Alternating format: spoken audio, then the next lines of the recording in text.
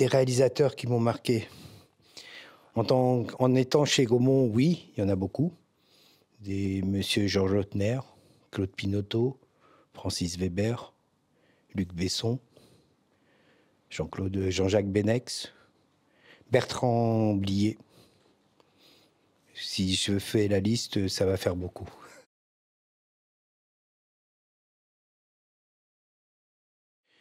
Alors je vais vous dire, en 2000, la première projection numérique, nous l'avons faite sur un film qui s'appelait Les Rivières pourpres, avec Texas Instruments. Cette projection avait lieu dans une salle Gaumont à Paris, donc c'était le Gaumont Aqua Boulevard. Quand je suis sorti de là, j'ai dit, le 35 mm, la copie 35, c'est fini dans 5 ans. Et ça a mis 10 ans.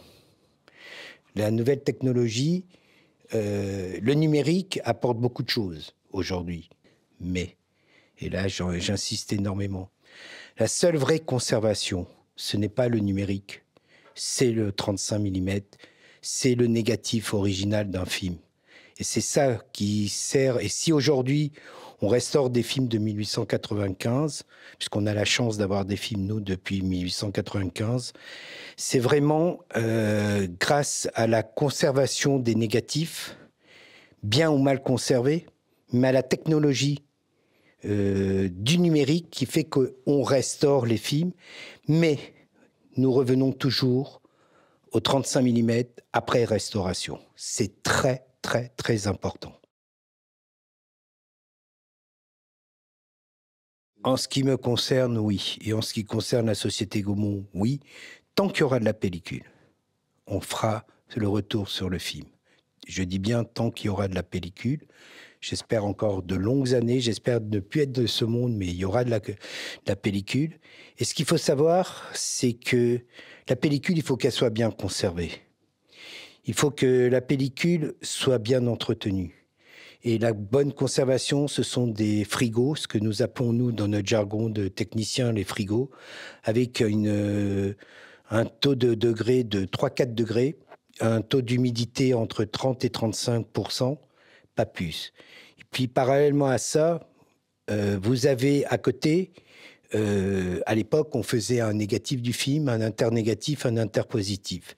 Aujourd'hui, on ne fait qu'un shoot, donc un négatif original. Et chez Gaumont, nous avons fait le choix de faire une copie 35 mm pour vérifier ce shoot.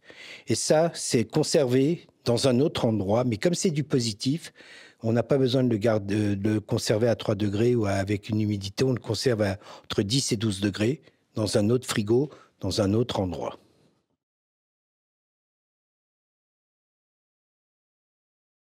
C'est quoi le cinéma? C'est se retrouver dans une salle de cinéma avec vous, jeune étudiant, avec à côté de moi un monsieur de 80 ans qui est peut-être un ancien retraité, un militaire. La magie du cinéma, c'est qu'on est tous ensemble dans une vraie salle de cinéma, qu'on a un grand écran, qu'on a un très bon son et qu'on a des émotions que l'on partage. Quand vous êtes chez vous, qu'est-ce que vous faites? Vous regardez un film sur une plateforme ou une série. Au bout de 5 minutes, vous vous levez parce que vous avez envie d'aller boire quelque chose ou de manger un bout de chocolat.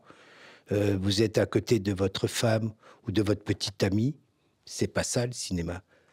Le cinéma, c'est l'émotion dans une vraie salle de cinéma.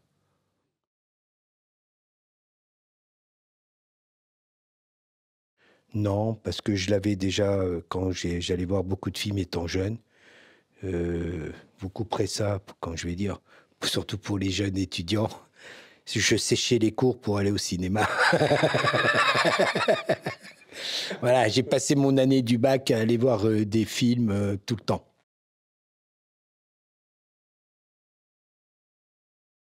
Oui, bien sûr. On fait découvrir des films, on fait redécouvrir des films. Aujourd'hui, il y a des salles de cinéma qui font des...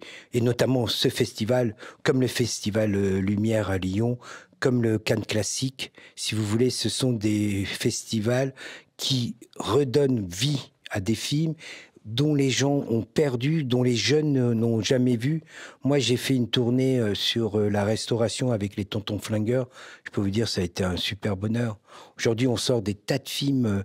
Alors, je vous dis pas, sur les 750 films restaurés chez Gaumont, il est évident, on en a 1400, qu'il nous en reste encore pas mal à restaurer. Mais les premières restaurations, c'était les films qui marchaient bien à la télévision, ce qui nous a permis de sortir des Blu-ray, des DVD et des beaux masters pour la télévision. Et après, aujourd'hui, il y a certaines salles de cinéma, et je pense qu'en Suisse, c'est pareil. Vous avez des salles qui font des films de patrimoine, et notamment, ce festival est très important pour les films de patrimoine, car il faut qu'on montre les films aux jeunes. Moi, il y a des films que je découvre encore aujourd'hui, que je n'avais vus il y a très longtemps, qu'on oublie. Mais quand on va voir une copie restaurée, moi j'ai revu il n'y a pas très longtemps Le Parrain dans une salle de cinéma, mais quel bonheur. Quel bonheur. Ne serait-ce que ça. Après, je peux vous en citer. Voilà. Il faut savoir que c'est que je vois à peu près en salle 2 à 3 films par semaine, en plus des films sur lesquels je travaille. C'est très important le cinéma.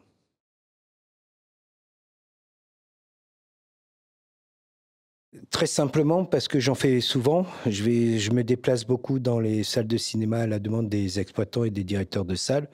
Je vais d'abord expliquer qu'est-ce qu'était le tournage d'un film, comment étaient conservés à l'époque les films, dans de très très mauvaises conditions, jusqu'aux années 90, 1990. Les films étaient très mal conservés, puisque les producteurs ne voulaient pas payer le stockage. Donc c'est important. Montrer des exemples de pellicules très abîmées, montrer des exemples d'images restaurées avant restauration, après restauration, des anecdotes sur certains films, puisque j'ai eu la chance de travailler avec certains réalisateurs, et notamment sur un film où le plan était rayé du début à la fin. Ils n'avaient pas le temps de refaire ce plan, on n'avait pas la technologie à l'époque. Le film est sorti rayé comme ça. Si vous venez à la conférence tout à l'heure, vous allez voir l'image, elle est peignée tout le long. C'était en format 1,66 avec des rayures bleues. Et le film est sorti comme ça, à la télévision aussi. Et si vous voulez, quand on a commencé à vouloir faire la restauration, heureusement que je parlais avec ce réalisateur avec lequel j'avais fait 2-3 films, qui était Maurice Pialat. Et quand on s'est lancé dans la restauration, moi je me rappelais plus qu'il y avait cette image. Et quand on voit le négatif, et on dit mais c'est pas possible, qu'est-ce qu'on fait? Donc j'appelle Sylvie Pialat et je lui dis qu'est-ce qu'on fait? Elle me dit, tu te rappelles ce qu'il t'a dit Maurice? On nettoie. Donc j'ai tout nettoyé. Voilà, ce sont des exemples comme ça. Mais j'ai comment expliquer? En fait, j'ai 2 masterclass. Là, je ne sais pas quel va être le public, puisque c'est la première fois que je suis invité par le président fondateur de ce festival, Vincent Pérez. Donc, je vais voir. S'il y a beaucoup d'étudiants, on va adapter. S'il y a plus de public, c'est sûr qu'il va falloir parler plus, expliquer la technique. Comment se fait un tournage, ce que veut dire un négatif, ce que veut dire un interpositif. Tiens, je vous pose la question, à vous qui êtes jeune étudiant. C'est quoi l'interpositif, l'internégatif? Je suis très très mauvais en technique. Bon, le négatif, ce serait du coup C'est quoi le négatif? l'inverse sur la pellicule. Non. Le négatif, c'est ce qu'a tourné le réalisateur. Ouais. D'accord? Ça sort, ça se développe, ça se tire. Ça se monte. Alors on prend les doubles, on monte, et ensuite on prend les plans du négatif et on fait le négatif. Le négatif, c'est du moins.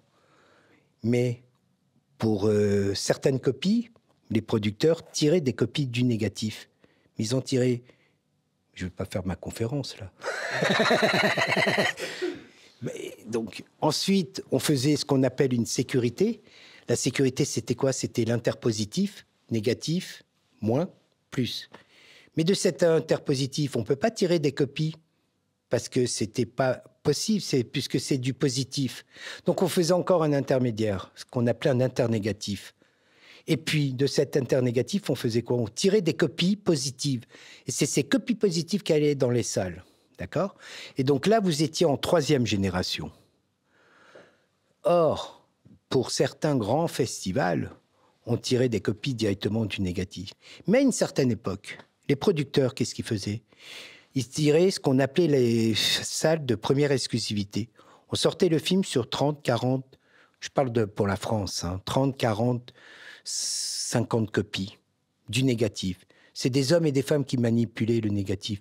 On charge, on décharge, on charge, on décharge. Ça s'abîme. Et puis si le film marchait, à ce moment-là, on faisait l'interpositif, l'interneg, et on faisait les copies, on arrosait la France entière. Et les pays avoisinants, et le monde entier, puisqu'on a chez Gaumont tous les mandats pour l'international. Vous voyez? Donc c'était un vrai problème. Quand j'ai pris la direction de technique en 89, moi j'ai dit pas plus de 5 copies du négatif. On fait la copie 0, copie 1, copie 2, ce qui permettait de faire l'étalonnage. Et ensuite, on s'arrêtait et on faisait tout de suite les sécurités. Mais pour les grands festivals, on faisait des copies du négatif, notamment pour Cannes, qui sont de la première génération.